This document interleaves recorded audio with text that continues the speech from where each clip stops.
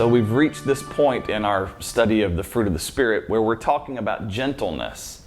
And if I'm honest with you, I need to tell you, I really struggle with this one because gentleness doesn't come very naturally to me. Maybe it does for you, but when I think of gentleness, I think of my grandparents on my father's side. So I think about my grandparents, my grandmother and granddaddy Bybee. Now, my grandmother was an old country girl who was just rough around the edges. She was loud and she was boisterous. She would hug you so fiercely and tightly, but you knew if you were in her home that she was the one who ruled the roost. She just had that personality. But she married my grandfather, who is the most gentle man I've ever known. And I think about those two individuals and I think about where I come from, and I'm more like my grandmother probably, but I know that the Spirit is working to also form some of my grandfather's traits in me. And so maybe you can relate to that. Maybe gentleness is one of those traits that just doesn't come all that naturally to you, and yet the Holy Spirit is at work bringing this about in us. In his book entitled The Allure of Gentleness, Christian author Dallas Willard says that gentleness is the one thing that has been missing in most of Christian apologetics. It's not that our arguments haven't been sound, it's just that they haven't been presented in a gentle way. So we think about how high the stakes are here, how high the stakes are whenever we as Christians don't embody this particular fruit. William Barclay once said that more people have been brought into the church by the kindness of real Christian love than by all the theological arguments in the world.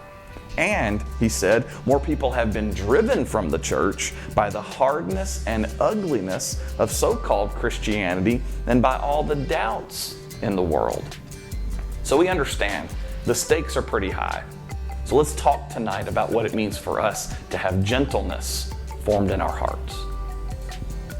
So as we share together tonight, I'd like to ask you to begin by sharing a time in your life when you were impacted by the gentleness of another person.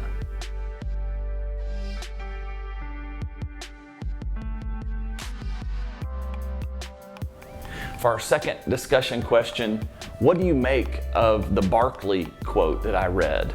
Here it is again. More people have been brought into the church by the kindness of real Christian love than by all the theological arguments in the world. And more people have been driven from the church by the hardness and ugliness of so-called Christians than by all the doubts in the world.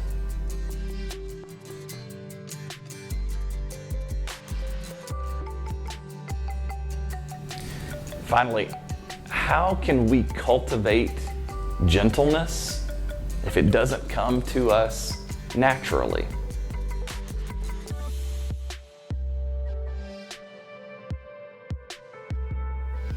I imagine each one of us has been impacted by the gentleness of someone else at some point or another in our stories.